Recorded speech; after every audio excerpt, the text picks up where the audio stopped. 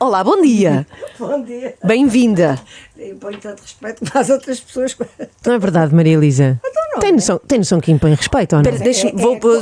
Como diria o povo, é derivada à idade. É derivada à idade? Ah, está bem. Se é derivada à idade, Não. já percebo. Não é só derivada à idade. Ao historial. Há um carisma associado a Maria Elisa que Muito obrigada. não sente que...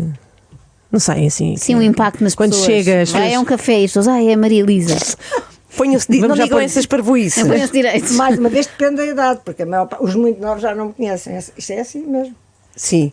Agora vamos pedir a Maria Não Elisa que aparecem ponha os na televisão. headphones, por favor, Não se conhece. e que se aproxime um bocadinho mais do microfone. Hoje? Tá bem. Sim, aí mais pertinho. Está tudo bem? Está bem aqui? Sim, um bocadinho mais perto e está espetacular. perto. Mas eu acho que com, sei lá, 30 anos, a Maria Elisa já exalava esse poder de seriedade, não? Talvez. Eu fui muito séria cedo demais. Porquê? Acho que foi o tipo de educação que tive. O meu pai e a minha mãe eram muito exigentes e muito... Tudo o que se faz tem que se fazer bem feito, e isso bateu-me muito fundo quando era adolescente e assim. A minha adolescência foi tardia, foi ao contrário, foi mais tarde. E o que é que fez depois nessa altura? Não fiz assim muitos Shots. disparates, mas fiz alguns, como toda a gente. Acho que, sobretudo, namorei mais do que devia, porque não namorei na adolescência. Devia ter tido aqueles namoros dos adolescentes, não tive. Portanto, mais tarde... Recuperou. Recuperou o tempo perdido. Exatamente. A Maria Elisa estreia-se no teatro. Vai ser incrível, é já na semana que vem que é a estreia. Não diga isso. Não posso Fica dizer? nervosa. Fica nervosa. Nervosíssima, já estou por me levantar tão cedo e agora ainda mais. Mas a Maria Elisa, vamos ter que falar disso. Pois, Lamento vamos. imenso. Mas não digam que é para a semana. Tá bem, tá bem, tá bem. Um dia. Então vá, um dia destes, Maria Elisa vai estrear-se no teatro. Um dia destes. E ainda falta muito. Sim, ainda falta muito. Claro. E... É tudo relativo, não é? E é uma coisa que nunca fez. Não faço há 40 anos. Fiz muito pouquinho, porque fiz o Porque foi fundadora fiz o curso- do grupo fui- de teatro, não é? Fui fundadora da Comuna. Pois. Porque o João Mota, criador da Comuna, era meu professor no Conservatório Nacional, quando resolveu formar o grupo de teatro, e convidou-me para o grupo. E eu estive na formação inicial. Mas depois acabei por sair, porque fiz, entretanto, concurso para a RTP e fui aprovada, e desde logo se percebeu que haveria uma incompatibilidade. O próprio João me chamou a atenção para isso. Havia uma manifesta incompatibilidade de horários. E depois havia também uma incompatibilidade de estilos de vida e de percursos de vida. E foi ele que me chamou a atenção para isso. E eu optei pela segurança, que era ter um emprego certo naquela altura. Eu tinha acabado de me casar, tinha muita dificuldade. Que idade tinha? Tinha 19. Tinha 19. Casou só aos 19. Depois casei. Naquele tempo era vulgar. Pois. As meninas, sobretudo, casavam mais cedo para escaparem um pouco àquela severidade da educação que então tínhamos. E pronto, e depois acabei por ir para a televisão. Eu andava à procura de emprego. Os meus pais não gostaram nada que eu casasse tão cedo, queriam que acabasse o curso, andava em medicina, andava no conservatório, já era complicado. E depois o que se pedia na maior parte dos empregos era que as pessoas soubessem escrever à máquina, na altura era à máquina, agora seria no computador, não é? E guiassem. Eu não sabia nem uma coisa nem outra. E então, quando um dia apareceu aquele anúncio do concurso para locutores da televisão, o que se exigia era conhecimento de línguas, boa dicção, e como eu já andava no conservatório e tinha... Cumpria. Exatamente, cumpria aqueles requisitos e, portanto, candidatei-me e acabei por ficar, embora tenha sido um longo concurso. Acho que agora já não há coisas assim. Um concurso que durou um ano. Com várias ano. provas durante esse ano? Com 3 fases de provas ao longo desse ano, porque começámos 500 e acabámos 10. E, portanto, aquilo foi por eliminatória. Já não me lembro da primeira fase. E Ficaram ainda se lembra de quem eram os outros 9, alguns dos outros 9. Lembro-me. O Fernando Balsinha, que entrou comigo. O António Santos, que apresentou o telejornal vários anos, a seguir ao 25 de Abril também, e a Ana Zanatti já era locutora, mas digamos que precisava de formalizar o vínculo, portanto também é dessa fornada. Mas é fora do vulgar também, nessa altura, a Maria Elisa, a casar com 19 anos, não ter ido para a dona de casa também. Não. Não era assim tão vulgar quanto Podiam ver a isso. cara indignada Não, é da verdade, Maria Elisa. Não, estamos a falar em que Não, você altura não é que está isso a foi? pôr- Você não me está a pôr com 70, está-me a pôr com 90. Não tem ainda, juro. Ok. Isso é a geração da minha Foi mãe. muito ofensiva, Ana Galvão. Não estou a brincar. Não, isso é a geração da minha mãe, é sério, não é a minha. Mas, por exemplo, Eu a não minha. tenho Não, eu nenhuma digo amiga. isto porque a minha mãe é um bocadinho mais velha que sim, é mais velha do que a Maria Elisa, sim senhora. Mas teve grandes problemas com os pais para estudar, por exemplo. Não. Isto aconteceu na geração da mas minha mãe. Eu não tenho nada a ver com essa sua experiência. Nunca se pôs outra possibilidade senão de eu estudar, como o meu irmão, embora fosse 9 anos mais novo, obviamente também estudou. Isso era um requisito básico eu lá em casa. Quer dizer, nem nunca ouvi falar noutra coisa, nem nunca equacionei outra coisa. Até porque a minha mãe foi sempre muito revoltada por não ter trabalhado, por não ter estudado mais, só acabou o liceu. Porque já namorava e quer o meu pai, quer o pai dela, acharam muito mal que ela continuasse a estudar. Veja só, e o meu pai era um homem super inteligente, mas é a força do preconceito, a força da cultura dominante. E, portanto, a mim nunca se me pôs outra hipótese senão estudar. E, sinceramente, eu não me lembro de nenhuma amiga das que tenho desde o liceu, naquela época, que não tivesse ido estudar. Não conheço ninguém. Que peça de teatro é esta que marca este regresso ao teatro de Maria Elisa? A peça chama-se... Espera aí, só um segundo, peço desculpa. A peça chama-se Love Letters, ou seja, Cartas de Amor, e é de um autor norte-americano chamado A.R. Gurney, um senhor que morreu há poucos anos e que escreveu. A peça foi estreada nos Estados Unidos em 1989 e eu via completamente por acaso em Paris 2 anos mais tarde. Ou seja, 1991. E desde aí achei que a peça era muito interessante e que um dia havia de fazer. E depois, em 2011, ou seja, há 12 anos, falei nisto ao Paulo Sousa Costa, que está a encenar a peça e que tem uma companhia de teatro, como sabem, a Yellow Star. E, na altura, a coisa pareceu gerar algum entusiasmo, algum interesse, mas depois a ideia morreu, como acontece com muitas outras ideias. Até que aqui há uns meses, o ano passado, o Paulo me disse, agora vamos fazer a peça. E eu fiquei assim, pronto, agora é que vai ser. Então. A história da peça. A peça é uma história de amor, são só 2 personagens, o meu e o representado pelo Virgílio Castelo. Ela é uma mulher muito desequilibrada, que teve uma infância e uma adolescência, enfim, cresceu numa família mais ou menos disfuncional, muito complicada. Ele...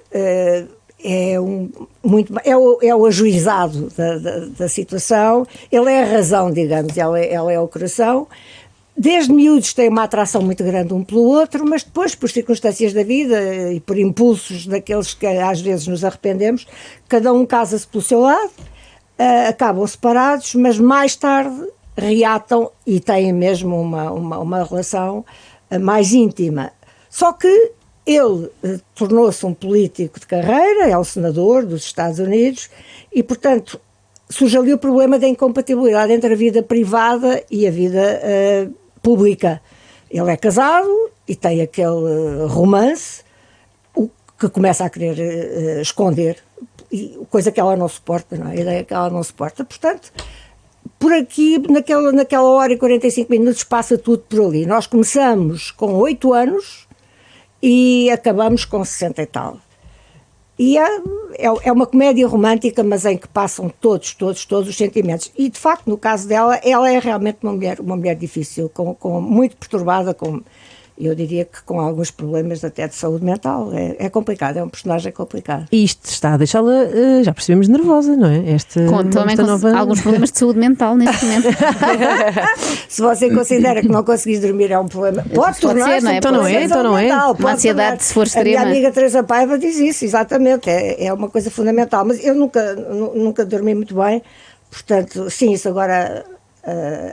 Essa ansiedade, mas é em relação à estreia, não é em relação a ter que me confrontar com o que é que as pessoas vão achar disto, vão gostar, não vão gostar. Há um nervosismo que é normal toda a gente, e depois toda a gente que pisa um palco, e depois há o meu, que é uma coisa quer dizer, com esta idade vou-me estrear noutra atividade. É assim um projeto um bocadinho louco. Mas... E esse nervosismo que diz que tem e que está relacionado com o feedback que as pessoas poderão dar, tinha-o também na sua outra profissão, na profissão principal, digamos assim, enquanto jornalista, enquanto apresentador de programas, pensava o que é que as pessoas amanhã vão dizer disto que se está a passar aqui agora, ou conseguia estar mais separada desse tipo de pensamento? Muito mais separada. Tinha muito... Sempre respondi muito perante mim própria e acho que fui sempre muito exigente comigo própria, de algum modo como os meus pais me obrigaram a ser, e portanto eu acho que era a minha pior crítica sempre. Mas eu fui crescendo a fazer jornalismo e fui evoluindo e portanto acho que tinha uma muito maior segurança em relação àquilo com que trabalhava, não é? Desde que estivesse bem preparada, desde que os convidados fossem bons, eu já entrava no estúdio a saber que aquilo ia correr bem. Aqui vai ser igual, porque está bem preparado e tem um bom convidado que é o Virgílio Carvalho. Vê televisão hoje em dia, Maria Elisa, e o que acha da televisão de agora? Outro dia vi fazerem essa pergunta a outra pessoa, a outra entrevistada ligada à televisão. Vejo, claro. Vejo e gosto muito, ao contrário de muitas pessoas que gosta muito de ver ou gosta do que vê? Gosto muito de ver.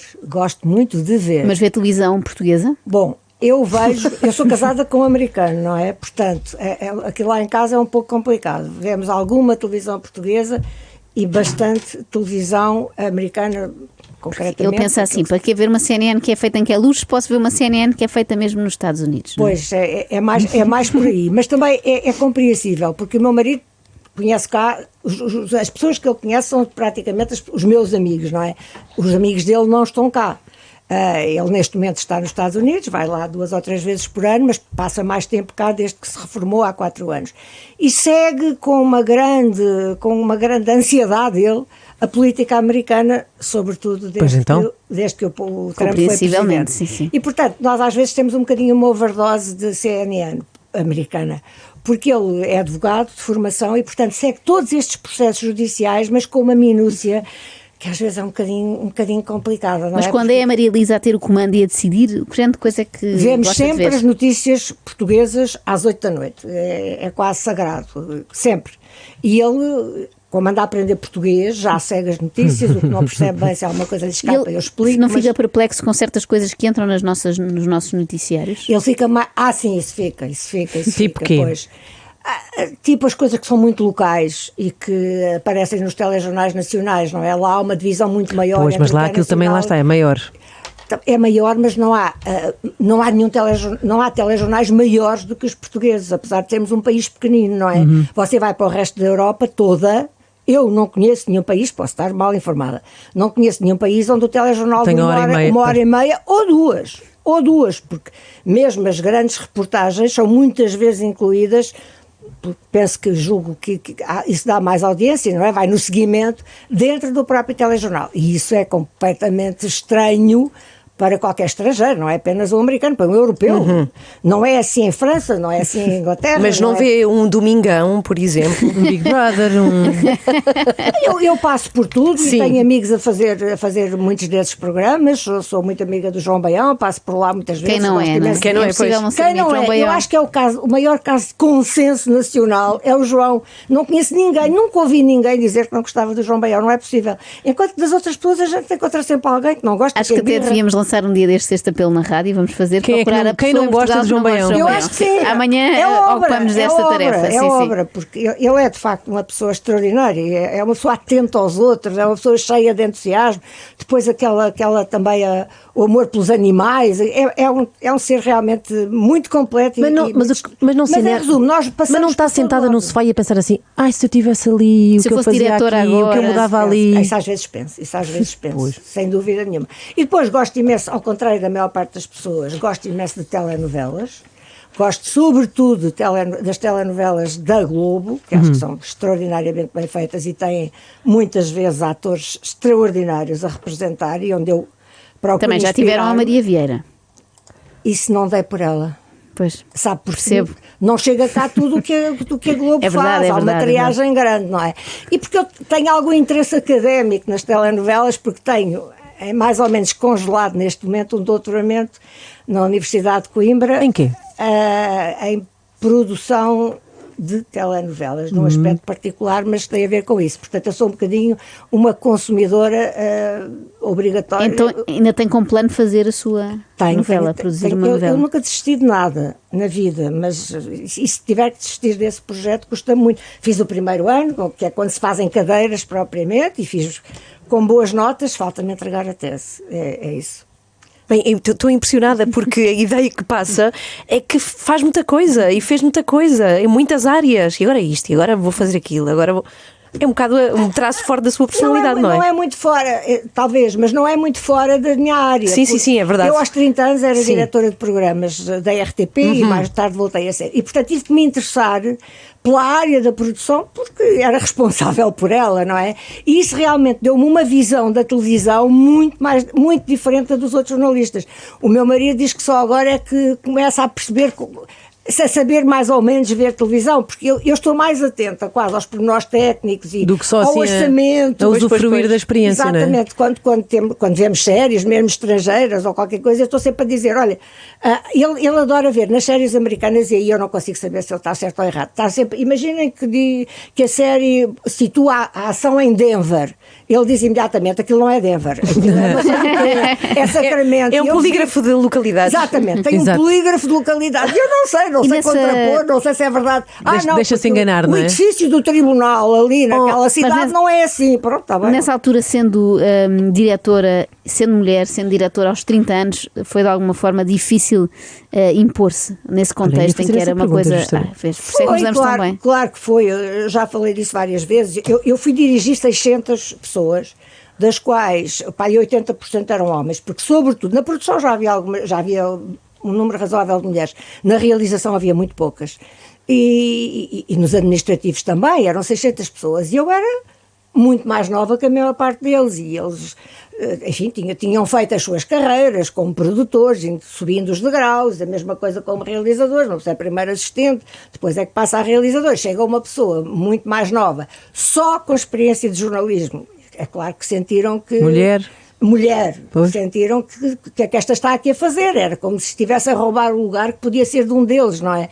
Embora eu tenha logo escolhido para diretora adjunto uma pessoa muito mais velha, que foi um homem extraordinário e que sabia imenso de televisão, chamado Fialho Rico, que era produtor e que me ajudou imenso, tive a noção de que tinha que ter alguém mais velho e que conhecesse melhor os aspectos que eu ainda não conhecia, para fazer o menos asneiras possível. E depois tentei aprender. Quer dizer, eu aprendi imenso sozinha. Eu lembro-me que encontrei o Dallas, que foi uma série icónica dos anos 80, sozinha, em Cannes. Deixaram-me sozinha dentro de uma sala de visionamentos, cheia de gavetas com cassetes lá dentro, e eu comecei a abrir. Porque também não... Termos visto o Dallas cá foi obra sua? Totalmente obra minha. Olha, obrigada. Agradeço. Mas você tem... Eu sou responsável, se calhar, por muito mais coisas do que você imagina. E então, eu tinha ouvido falar no Dallas em Inglaterra, estava na BBC o Dallas. E como os senhores também, naquela altura, era o meu primeiro mercado, não me ligaram muito. A maior parte perguntava onde é que estava o meu chefe, porque achavam que eu era a secretária. Exato. Estava à espera do chefe. Isso aconteceu-me imenso nas reuniões da Eurovisão. E como é que reagiu? O que é que dizia? Ria-se? E zangava-se? Nunca levei aquilo muito a sério, sinceramente. E, de facto, ao fim de pouco tempo, isso tinha-se ultrapassado, porque depois o segundo festival já não é a mesma coisa, e as pessoas já levam mais a sério. Isso nunca me perturbou muito. Acho que nós, aos 30 anos, temos mais certezas do que temos aos 70, sinceramente. Portanto, se calhar estava mais convicta. Eu trabalhei sempre muito e pensei sempre aquilo que não sei, vou aprender. Então, fiquei lá sozinha nessa sala, vi aqui uns armários com umas gavetas, acabei de ver o que me tinham posto a ver, comecei a abrir e encontrei uma cassete a dizer Dallas. E na altura eram cassetes de VHS. Pus a cassete e depois, quando o senhor responsável veio, disse, olha, o que eu gostava muito de comprar esta série. Mas esta série, mas isto é muito caro, não sei o quê. Eu comprei por menos 30 vezes mais barata do que a BBC estava a pagar. É uma boa negociadora. O senhor disse Dallas. Porque lhe expliquei que o nosso público eram muito menos pessoas, não só, e mais o país pobres. Era pobre. Exato. E que se a RTP estava sozinha no mercado, se eu não comprasse, ninguém ia comprar. Portanto, acabei por comprar o Dallas a um preço completamente muito fantástico, muitíssimo mais baixo do que seria normal.